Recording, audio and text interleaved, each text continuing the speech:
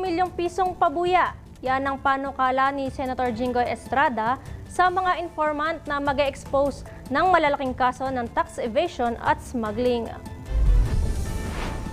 Sa Senate Bill No. 1011, layon ni Estrada na palakasin ang laban kontra sa mga nandaraya ng buwis at mga smuggler.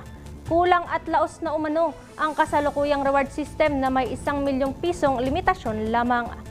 Sa ilalim ng panukala, maaaring tumanggap ang informant ng hanggang 10 milyong piso o 10% ng makokolektang buwis at 10 milyong piso o 20% ng halaga ng nasamsam na kontrabando. Titiyakin din ng panukala na ililihim ang pagkakakilanlan ng informant at paparusahan hanggang 15 taong pagkakakulong at 1 milyong pisong multa ang magbunyag nito. Malinaw sa panukalang batas na hindi maaaring tumanggap ng reward ang mga opisyal at empleyado ng gobyerno, maging ang kanilang mga kamag-anak.